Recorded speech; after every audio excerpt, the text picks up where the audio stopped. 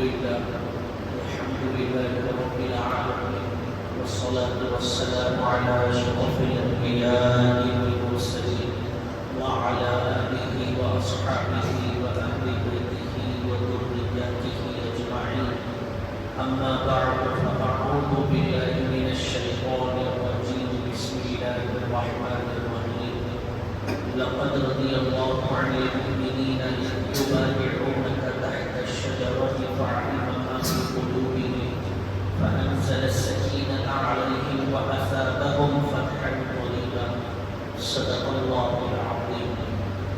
محترم بزرگوں، عزیز دوستوں اور دینی بھائیوں، گزشتہ جمعہ آپ کے سامنے اسلام کے تیسرے خلیفہ امیر المومنین حضرت سیدنا عثمان غنی رضی اللہ عنہ کی زندگی پر روشنی ڈالی گئی تھی. حضرت امیر المومنین کی زندگی کے کچھ پہلوؤں کو اجاگر کیا گیا تھا. اسلام کے لیے جو قربانیاں اور خاص طور سے مسلمانوں کے ساتھ جو رواداری ہمدردی حضرت عثمان غنی رضی اللہ عنہ نے پیش کی ہے، واقعات کی شکل میں آپ کو بتایا گیا تھا. اسی سلسلے کو آگے بڑھاتے ہوئے میں آج اپنی بات شروع کرنا چاہتا ہوں کہ حضرت عثمان غنی رضی اللہ عنہ خاندان قبیلے کے اعتبار سے بہت ہی اونچے خاندان والے، اونچے قبیلے والے، بنو امیہ سے تعلق رکھنے والے. اس دور میں دو ہی خاندان تھے جو سب سے زیادہ مہذب سمجھے جاتے تھے. ایک خاندان میرے اور آپ کے نبی محمد رسول اللہ صلی اللہ علیہ وسلم کا، جس کو بنو ہاشم کہا جاتا ہے، اور دوسرا حضرت عثمان ابن عفان رضی اللہ عنہ کا، جس کو بنو امیہ کہا جاتا ہے. شرافت کے اعتبار سے، مرتبے کے اعتبار سے یہ دونوں ایک دوسرے سے آگے پیچھے ہوا کرتے تھے، اور آپس میں تلخیاں بھی ہوتی تھی، اختلافات بھی ہوتے تھے. قبیلے کے اعتبار سے ایک دوسرے سے اونچ نیچ بھی ہو جایا کرتی تھی. زیادہ تر اونچ نیچ انہی دونوں قبیلے اور خاندانوں کے درمیان میں ہوا کرتی تھی. حضرت عثمان غنی رضی اللہ عنہ نے بہت کچھ اسلام کے لیے کیا. ان میں سے دو واقعے بتا کر اپنی بات کو آگے بڑھاؤں کہ حضرت عثمان غنی رضی اللہ عنہ کو ذو النورین کہا جاتا ہے، یعنی دو نور والے. یہ لقب حضرت عثمان غنی کو حاصل ہے. اس کی ایک وجہ تو یہ ہے کہ عثمان غنی رضی اللہ عنہ نے اسلام میں دو ہجرت لی. ایک ہجرت بھی حبشہ کی طرف اور دوسری ہجرت بھی مدینہ المنورہ کی طرف. حضرت عثمان غنی رضی اللہ عنہ کو خوش نصیب صحابی ہے جنہوں نے دونوں ہجرتیں کی ہے. حبشہ کی طرف بھی ہجرت کی ہے، پھر مدینے کی طرف بھی ہجرت کی ہے. اس اعتبار سے انہیں ذو النورین کہا گیا. اور بعض لوگوں نے یہ بھی بتایا کہ رسول اللہ صلی اللہ علیہ وسلم کی 4 صاحبزادیوں میں سے 2 کا نکاح، یعنی دوسرے نمبر والی صاحبزادی اور تیسرے نمبر والی صاحبزادی، دونوں کا نکاح حضرت عثمان غنی رضی اللہ عنہ سے یہ کے بعد دیگرے ہوا. اسی لیے ان کو ذو النورین کہا گیا. تفصیلات یہ ہے کہ حضرت نبی پاک صلی اللہ علیہ وسلم کی دوسری صاحبزادی حضرت رقیہ رضی اللہ عنہ حضرت عثمان غنی رضی اللہ عنہ کے نکاح میں تھی. اور اسی سال اسلام کی سب سے پہلی جنگ غزوہ بدر بھی ہوئی، اور حضرت عثمان غنی کی زوجہ محترمہ حضرت رقیہ رضی اللہ عنہ بیمار ہو گئی تھی، اور وہ بیماری بہت ہی شدید ترین تھی. رسول اللہ کی صاحبزادی تھی، اور حضرت عثمان غنی اسلام کی جنگ میں شریک ہونے کی تیاری کر رہے تھے کہ پیغمبر رسول اللہ میدان جنگ میں ہو اور عثمان اپنے گھر میں ہو، یہ مناسب نہیں ہے۔ اللہ کے نبی نے حضرت عثمان کو بلا کر کہا کہ دیکھو آپ کی بیوی بیمار ہے، اس کی خدمت کے لیے، اس کو دیکھنے کے لیے گھر میں آپ کا ہونا ضروری ہے۔ یقیناً آپ میدان جنگ میں نہیں ہوں گے، پھر بھی آپ حالت جنگ میں ہوں گے۔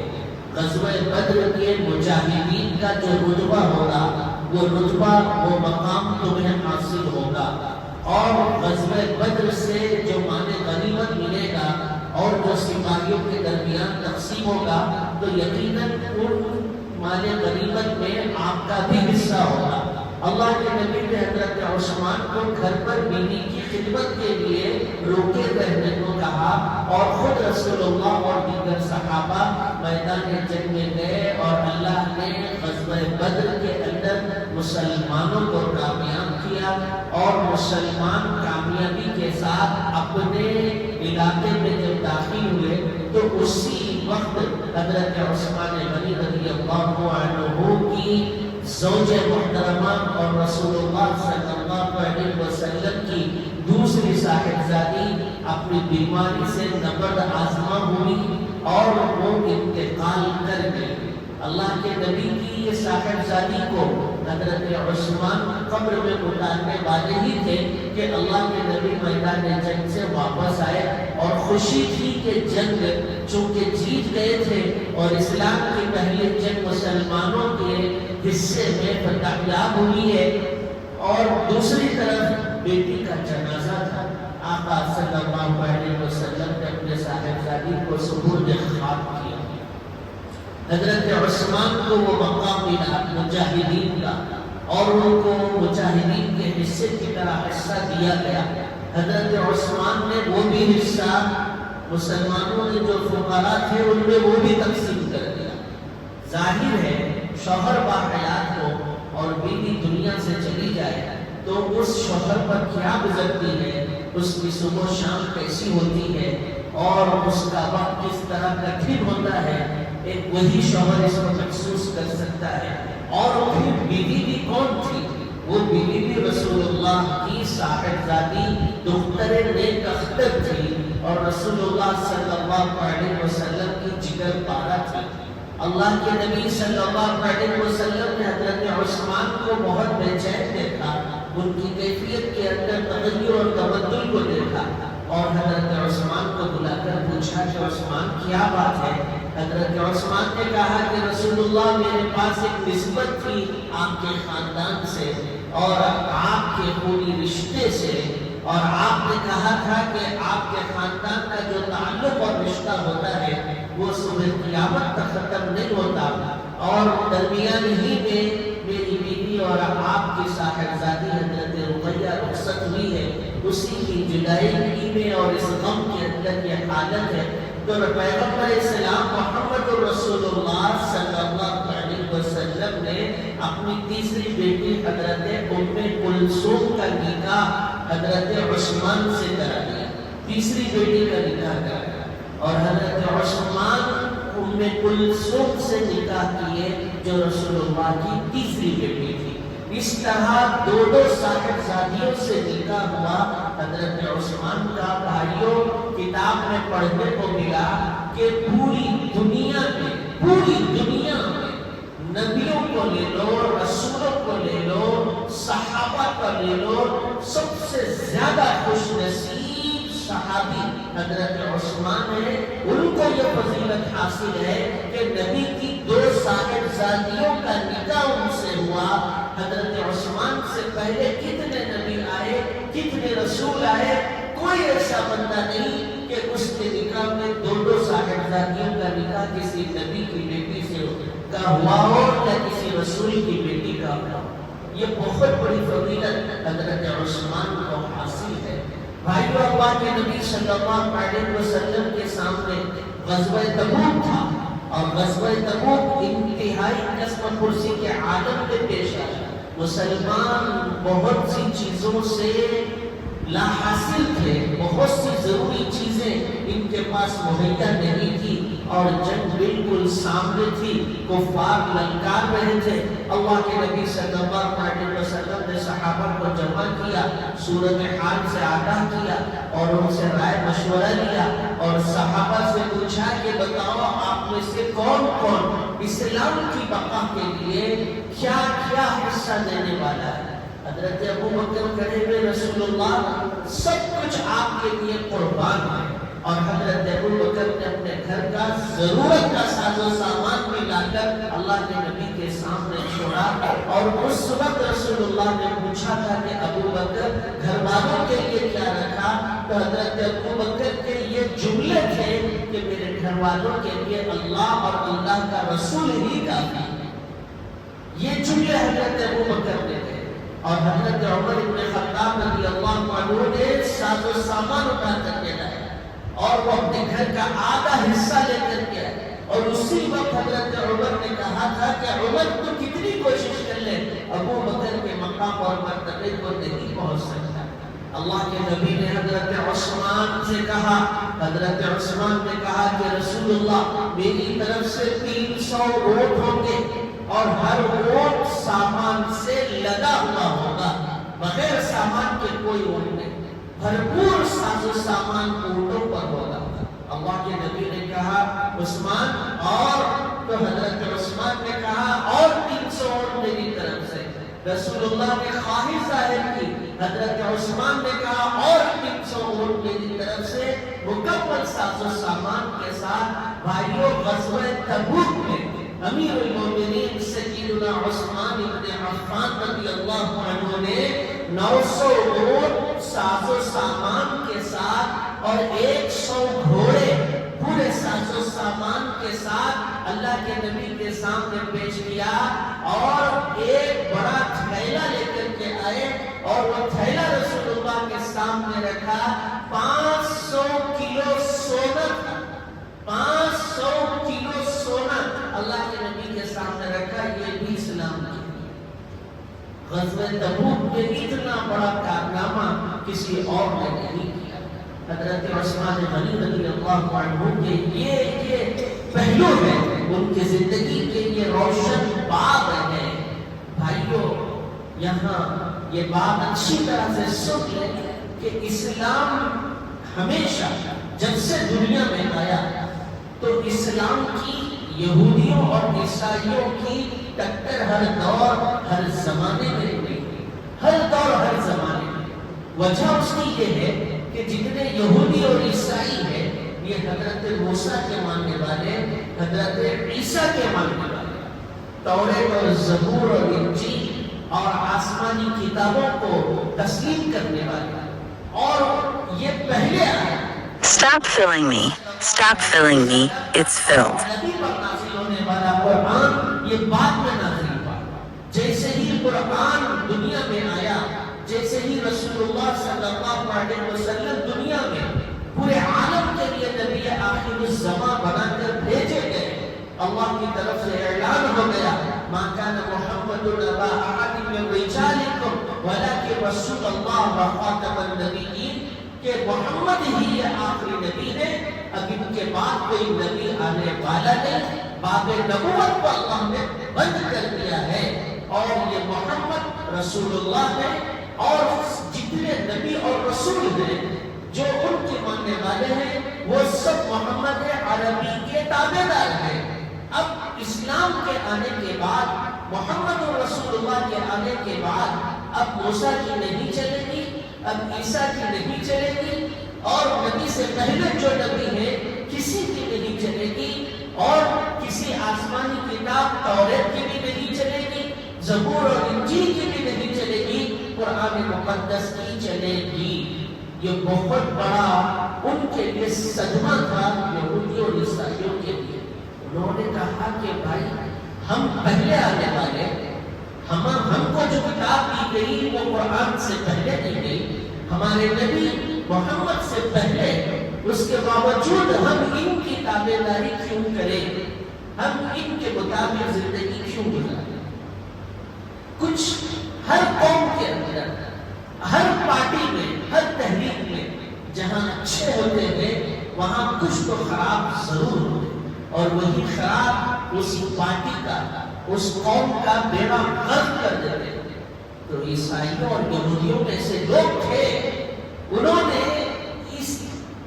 اس سوچ کو آگے بڑھایا اور وہ نیگیٹو سوچ لے کر اپنوں کے درمیان اٹھنے بیٹھنے لگے، بات پھیلانے لگے۔ اور دوسرا مسئلہ یہ ہوا کہ ان کے دور میں جو قبلہ تھا وہ بیت المقدس تھا۔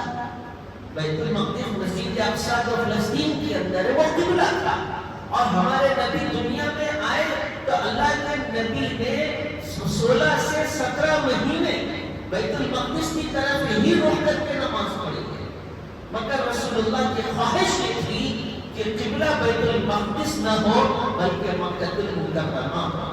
اللہ کے نبی کی خواہش ہو اور اللہ پاک اس کو پورا نہ کرے، یہ ہو نہیں سکتا۔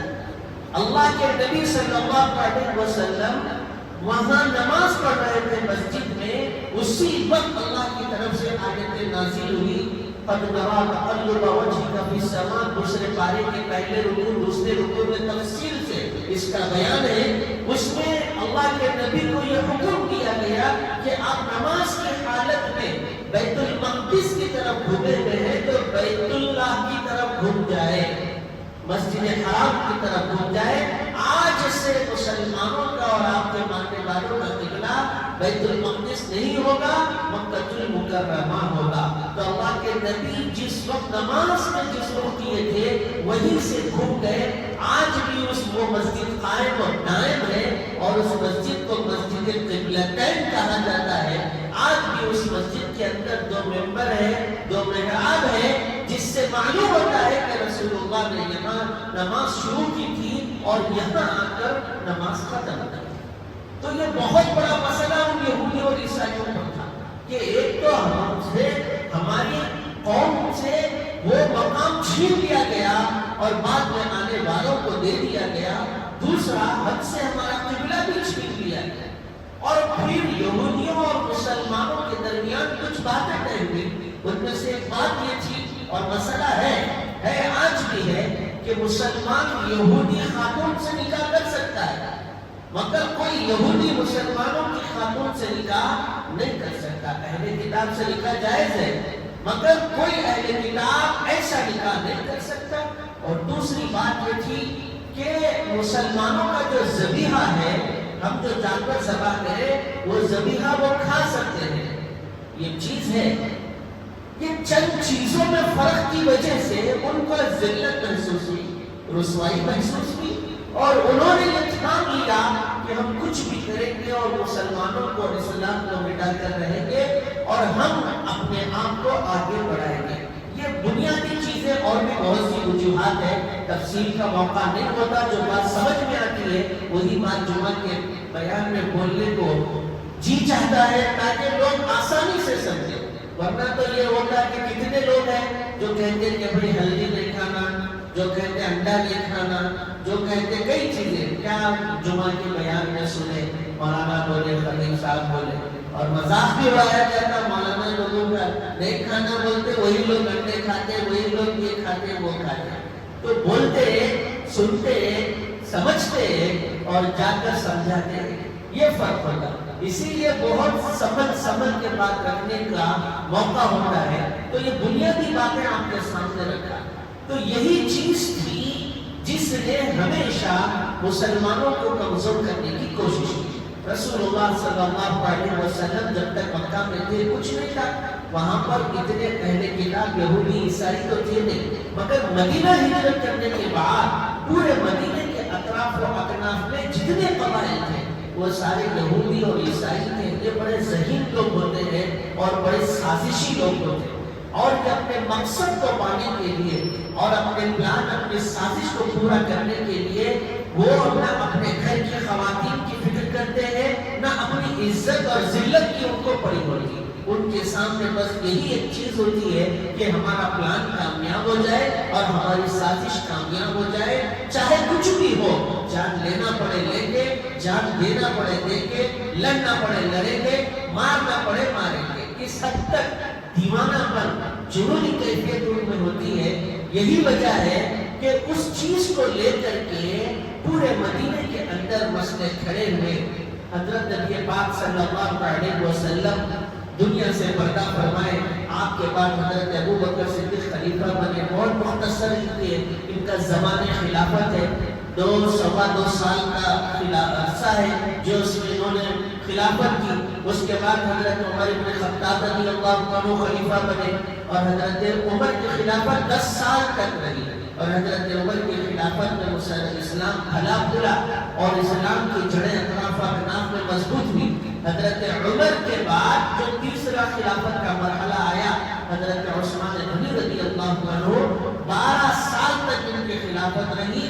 10 سال بہت بہترین گزرے، بہت اچھے انداز سے 10 سال گزرے، شاندار مسلمانوں کو فتح ہوئی، فتوحات اسلامی کا دور کہا گیا، بڑے بڑے ملک اسلام قبول کیے اور اہل اسلام ہوئے، اور اسلام کا دائرہ بڑا بھلا بھولا سب کچھ ہوا۔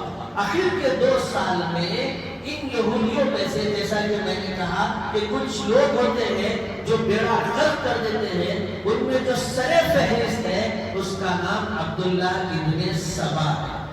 عبداللہ ابن سبا پورے جب سے رسول اللہ صلی اللہ علیہ وسلم دنیا سے پردہ فرمائے، حضرت ابو بکر کی خلافت میں یہی سازش کرتا رہا، حضرت عمر بن خطاب کی خلافت میں یہی سازش کرتا رہا، حضرت عثمان غنی کی خلافت کے شروع کے 10 سال یہی سازش وہ کرتا رہا، اور آخر کے 2 سالوں میں اسلام کا لبادہ اوڑھ کر مسلمانوں کے درمیان میں آ گیا، اور مسلمانوں کے درمیان میں آیا تو سب سے پہلے قبیلوں کے درمیان میں جو عصبیت تھی، قبیلوں کے درمیان میں جو اونچ نیچ ہوا کرتی تھی، اس اونچ نیچ کو، اس بجھی ہوئی آگ کو اس نے بھڑکایا۔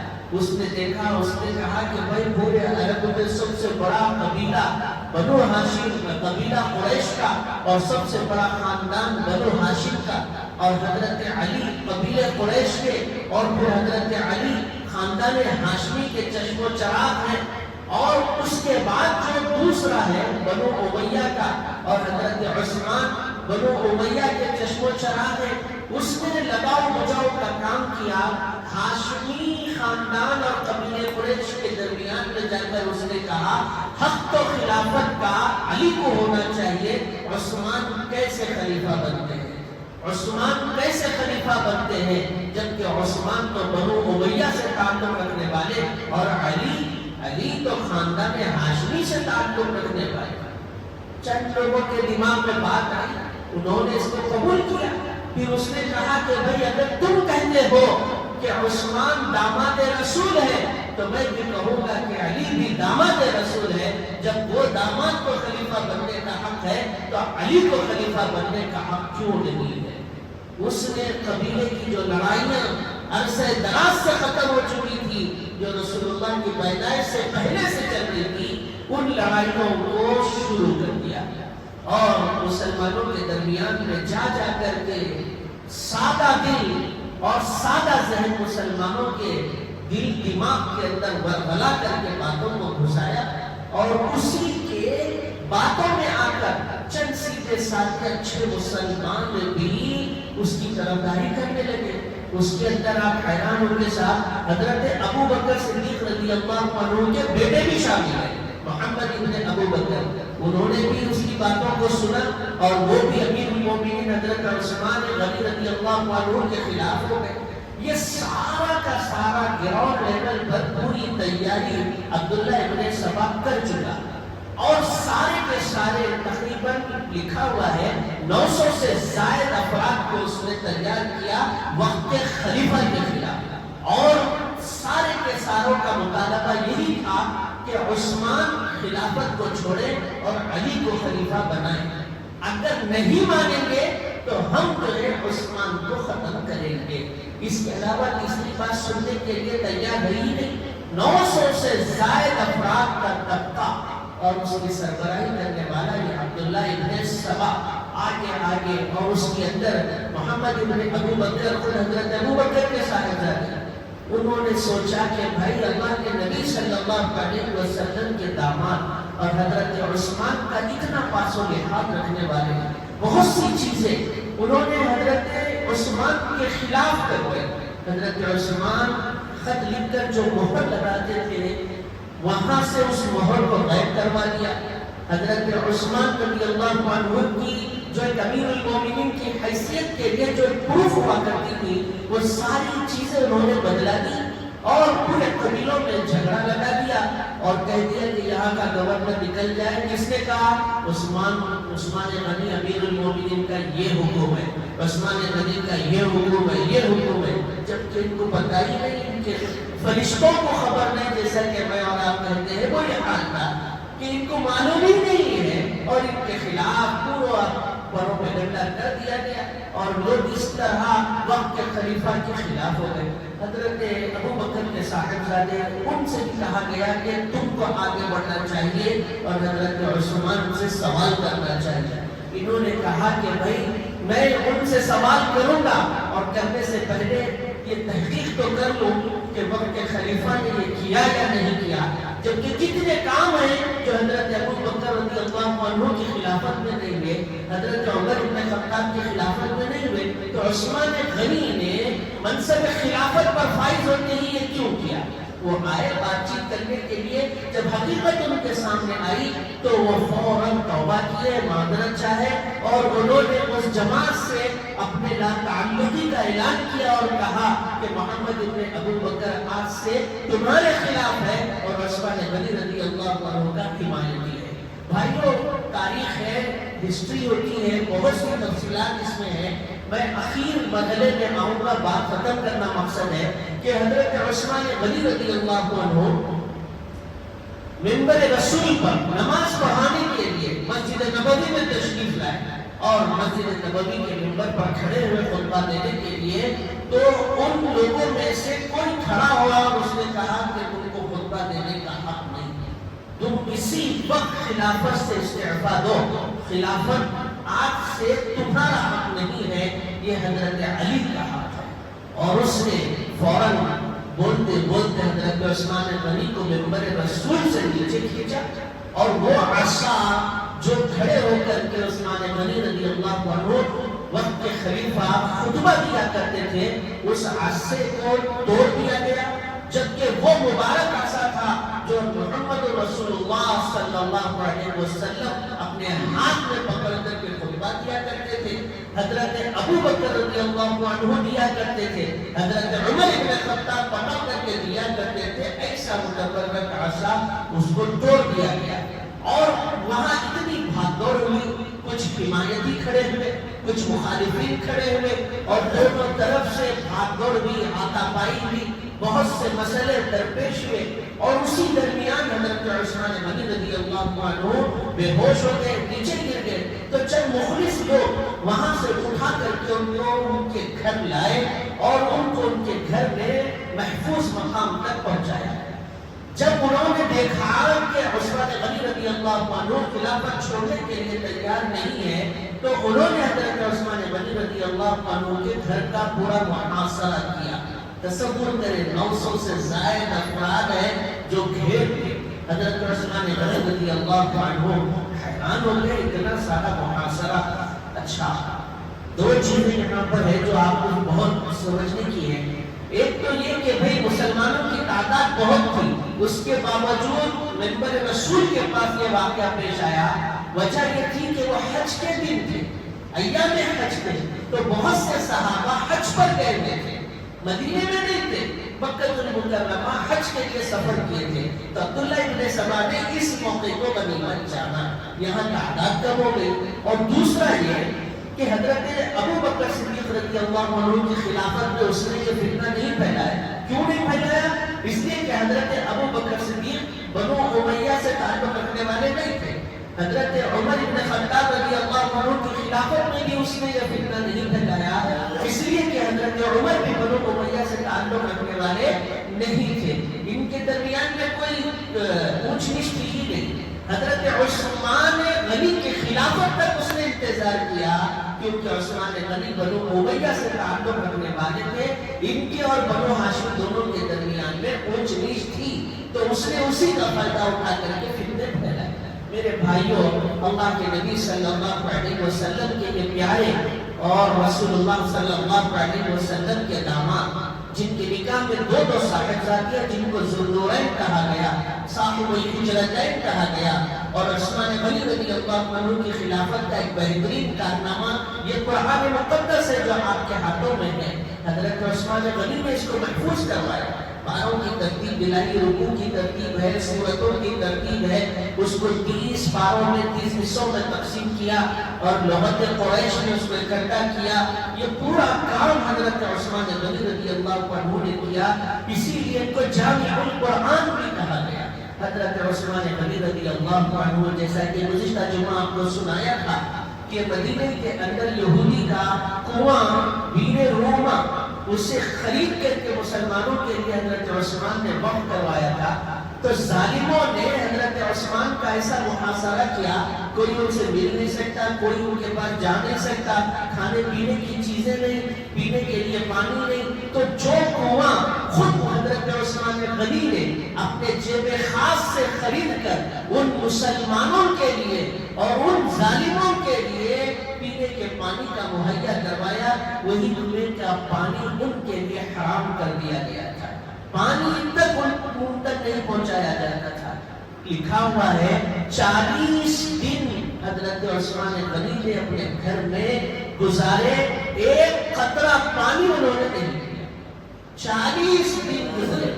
تو جو کنویں کا مالک تھا اسی کو کنویں کا پانی لینے اور پینے سے روک دیا گیا۔ جب شدت پیاس بہت بڑی، حضرت عثمان غنی رضی اللہ عنہ نے اپنے خادم سے بولوا بھیجا، جاؤ حضرت عائشہ صدیقہ ہے، حضرت علی ہے، حضرت زبیر ہے، ان سے کہو کہ ہو سکے تو میرے لیے پینے کے پانی کا انتظام کرے۔ بھائیوں، شیر خدا داماد رسول حضرت علی رضی اللہ عنہ مشکیزے میں بھر کر پانی لے کر حضرت عثمان غنی رضی اللہ عنہ کے گھر کی طرف جا رہے تھے، پہنچنے ہی والے تھے، ظالم نے دیکھا اور تیر سے ایسا اس نے مارا کہ مشکیزہ پھٹ گیا اور پورا پانی نیچے گر گیا۔ حضرت علی نے فوراً اپنی پگڑی کو نکال کر حضرت عثمان کے گھر پر بھیج دیا تاکہ معلوم ہو جائے کہ میں نے کوشش تو کی تھی مگر ظالموں نے مجھے بھی ناکام کر دیا۔ آپ سوچیں آپس کا اختلاف کس قدر خطرناک ہوتا ہے۔ ایک وہ صبح روشن تھی، حضرت علی رضی اللہ عنہ اور اسی طرح ان کے صاحبزادے نواز رسول حضرت امام حسین، یہ لوگ خفیہ طریقے سے جیسے تیسے ہو حضرت عثمان کے گھر میں داخل ہوئے اور جا کر کے کہا کہ آپ تو امیر المومنین ہیں، خلیفۃ المسلمین ہیں، یہ لوگ کا مطالبہ ہے کہ خلافت چھوڑ دیں، آپ خلافت کیوں نہیں چھوڑتے؟ حضرت عثمان غنی نے اس وقت اپنا منہ کھولا اور جواب دیا اور فرمایا کہ علی، مجھ سے یہ سارے حالات میری زندگی میں پیش آئیں گے اور خلافت دے کر جو اعزاز مجھے حاصل ہوگا، یہ خوشخبری مجھے رسول اللہ صلی اللہ علیہ وسلم نے دی اور اللہ کے نبی نے مجھ سے کہا کہ عثمان چاہے کچھ بھی ہو جائے خلافت کو نہیں چھوڑنا اور میرے شہر کے اندر قتل و قتال کو بھی کرنے کا حکم نہیں دینا۔ حضرت علی چونکہ بہادر تھے، ساتھ میں ان کے بیٹے حضرت حسین تھے، باپ بیٹوں نے کہا کہ آپ اگر خلافت نہیں چھوڑنا چاہتے تو آپ فوراً حکم جاری کریں اور فیصلہ دیں کہ ہم ان سے قتال کریں گے اور ان کو جہنم نصیب کریں گے۔ تو حضرت عثمان نے کہا کہ رسول اللہ صلی اللہ علیہ وسلم نے کہا ہے کہ میرے شہر کے اندر قتال بھی نہ ہو اور یہ خلافت کو بھی نہ چھوڑے۔ تو عثمان کی جرأت کیا ہو سکتی ہے کہ میں رسول اللہ کے حکم کی خلاف ورزی کروں؟ یہ باپ بیٹے جیسے تیسے باہر نکلے، حضرت عثمان غنی رضی اللہ عنہ کھڑے ہوئے، اپنے گھر کی چھت پر گئے اور چیخ کر کے کہا کہ لوگوں سامنے آؤ، سامنے آؤ، میں تم سے کچھ کہنا چاہتا ہوں۔ عثمان نے کہا کہ لوگوں، کیا تمہیں یاد ہے مسجد نبوی کے لیے جگہ نہیں تھی، جگہ خرید کر دینے والا کون تھا؟ یہی بنو امیہ کا فرزند عثمان تھا، کیا تمہیں معلوم ہے یا نہیں؟ لوگوں نے کہا معلوم ہے، پینے کے پانی کے لیے پریشان تھے، میں نے اس یہودی سے کنواں خریدا اور تم کو مالک بنایا اور میں خود اس کی ملکیت سے ہٹا، کیا تمہیں معلوم ہے یا نہیں؟ حضرت عثمان نے کہا غزوہ تبوک تھا، میں نے 900 اونٹ ساز و سامان کے ساتھ 100 گھوڑے دیے، 900 اونٹ دیے اور 5 کلو سونا میں نے اسلام کے لیے دیا، کیا تمہیں معلوم ہے یا نہیں؟ ہر وہ چیز انہوں نے بیان کی اور کہا پھر کیسے تم خلافت چھوڑنے کا مطالبہ کرتے ہو؟ کیا میں اس کا حقدار ہوں؟ لوگوں نے کہا کہ خلافت چھوڑو، اگر خلافت نہیں چھوڑو گے تو ہم تمہیں قتل کر دیں گے۔ عثمان غنی نے کہا چاہے عثمان کی جان جائے مگر رسول اللہ کے حکم کو عثمان توڑنے والا نہیں، میرے جیتے جی یہ اسلام کی خلافت، یہ منصب خلافت کسی اور کے پاس نہیں جا سکتا، میں خلافت کو چھوڑنے والا نہیں ہوں۔ یہ کہہ کر فوراً اپنے گھر تشریف لائے۔ آقا صلی اللہ علیہ وسلم کی بشارت بھی، اللہ کے نبی نے کہا کہ عثمان روزے کی حالت میں ہے، اپنے گھر کے اندر تم نے روزہ رکھا تو جنت میں آؤ ابو بکر کے ساتھ، عمر ابن خطاب کے ساتھ اور خود محمد رسول اللہ کے ساتھ جنت کے دسترخوان پر آ کر روزہ کھولنا۔ عثمان غنی رضی اللہ عنہ اپنی بیوی اور ان کی بیوی کا نام نائلہ ہوتا ہے، بی بی نائلہ سے کہتے کہ جاؤ میرے لیے ایک پائجامہ لاؤ۔ پوری زندگی میں انہوں نے پائجامہ نہیں پہنا تھا، تہبند پہن کر رہتے تھے۔ بیوی سے کہا پائجامہ لاؤ، یہ ظالم مجھ پر حملہ کریں گے اور مجھے شہید کر دیں گے، ہو سکتا ہے کہ شہادت کے وقت میرے جسم کا کوئی حصہ چھلک جائے اور میرا سطر بے پردہ ہو جائے، مجھے گوارا نہیں۔ میرے بھائیو عثمان تو وہ ہے جس کے بارے میں اللہ کے نبی نے کہا کہ دنیا کے لوگ تو کیا آسمان کے فرشتے بھی ان کی حیا کو دیکھ کر حیا کرتے ہیں۔ میرے بھائیو عثمان غنی رضی اللہ عنہ پائجامہ پہنتے ہیں، ایک ظالم گھر کی چھت سے سیدھا نیچے اترتا ہے۔ عثمان غنی پورے 40 دن قرآن پڑھتے رات دن کاٹتے ہیں، قرآن پڑھنے کی حالت ہے، تلاوت کر رہے ہیں سورۃ البقرہ کی آیت شریفہ فَسَيَكْفِيكَهُمُ اللَّهُ وَهُوَ السَّمِيعُ الْعَلِيمُ تک پہنچتے ہیں، جس کا مفہوم یہ ہے کہ اللہ ان کے لیے کافی ہے، اللہ ظالموں کے لیے کافی ہے، اللہ یہ ظلم و ستم کرنے والوں کے لیے کافی ہے اور وہ خوب سننے اور جاننے والا ہے۔ یہ آیت شریفہ پڑھتے ہیں کہ اوپر سے ظالم ٹوٹتا ہے اور لوہے کی ایک دھاردار چیز سے حضرت عثمان غنی کے سر پر مارتا ہے، خون بہہ پڑتا ہے۔ بی بی نائلہ بیوی صاحبہ آگے بڑھ کر اپنے شوہر کو بچانے کے لیے ایک ہاتھ اپنے شوہر کے گردن پر رکھتی ہے، دوسرے ہاتھ سے ظالم کے وار کو روکتی ہے تو بی بی صاحبہ کے ہاتھ کی انگلیاں کٹ جاتی اور عثمان غنی کے جسم سے بہتا ہوا خون قرآن کی ان آیتوں پر، قرآن کے ان صفحات پر پڑتا ہے اور دوسرا ظالم آتا ہے اور عثمان غنی کے سینے پر بیٹھتا ہے، داڑھی کو نوچتا ہے، ان کی پھسلیوں کو توڑتا ہے، تیسرا ظالم آتا ہے اور عثمان غنی رضی اللہ عنہ پر وار کرتا چلا جاتا۔ میرے بھائیوں اور مسلمانوں، یہ اللہ کا داماد، اللہ کے نبی کا داماد ہے، یہ مسلمانوں کا خلیفہ ہے، یہ امیر المسلمین ہے اور دو صاحبزادیاں ان کے نکاح کے اندر آئی ہوئی ہیں، شہادت ہو جاتی ہے، 2 دن گزر جاتے ہیں مگر ان کے شہادت کا کوئی تذکرہ نہیں ہوتا، پورے 2 دن گزر جاتے ہیں اور شہادت کا کوئی تذکرہ نہیں۔ صحابہ حیران و پریشان، جب حضرت عثمان غنی رضی اللہ عنہ کے کمرے میں داخل ہوتے ہیں تو یہاں دیکھتے کہ وقت خلیفہ شہید ہو چکے ہیں۔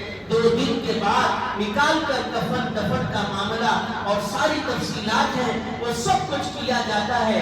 جنت البقیع کے اندر بالکل کنارے میں حضرت عثمان غنی رضی اللہ عنہ کو دفن کیا گیا۔ آج بھی ان کے روضے پر لکھا ہوا ہے امیر المومنین حضرت سیدنا عثمان ابن عفان، بالکل درمیان کے اندر اب وہ ہو گیا۔ جب جنت البقیع کا قبرستان چھوٹا تھا اب بہت بڑا ہو گیا، اس وجہ سے درمیان میں امیر المومنین کی قبر نظر آتی ہے۔ میرے بھائیوں، شہادت کا یہ سنگین واقعہ، اس کے علاوہ بہت سی ایسی باتیں ہیں جو آپ کے سامنے موقع نہ ہونے کی وجہ سے نہیں سنائی گئی۔ حضرت عثمان غنی رضی اللہ عنہ ذی الحجہ کی 18 تاریخ سن 33 ہجری کو دنیا سے رخصت ہوئے اور اس طرح رسول اللہ صلی اللہ علیہ وسلم کے خلیفہ ثالث دنیا سے چلے گئے۔ میرے بھائیوں، بتانے کا مقصد یہ ہے کہ اسلام کی تاریخ ہمارے سامنے ہونی چاہیے. کتنے لوگ ہیں جن کو خلفائے راشدین کا نام نہیں معلوم. بچوں نے ڈگری کر لیا، انٹر کا اسٹوڈنٹ ہے، سیکنڈ ایئر کا اسٹوڈنٹ ہے، ڈاکٹر بنا، انجینئر بنا، سب کچھ بنا. اسلام کے خلفاء کون ہیں نہیں معلوم، ان کی زندگیاں کیا ہیں نہیں معلوم. موقع کی نزاکت کی وجہ سے چند باتیں آپ کے سامنے رکھی گئی. اللہ تعالیٰ ہمیں کہنے سننے سے زیادہ عمل کی توفیق نصیب فرمائے. حضرت سیدنا عثمان بن عفان رضی اللہ عنہ جیسی زندگی گزارنے والا بنائے، ان کے جیسا دریا دل بنائے، اور ان کے جیسا اسلام کے لیے تن من دھن کو لٹانے والا بنائے. وآخر دعوانا ان الحمد للہ رب العالمین. جو حضرات سنت نہیں پڑھے ہیں پڑھ لیجیے.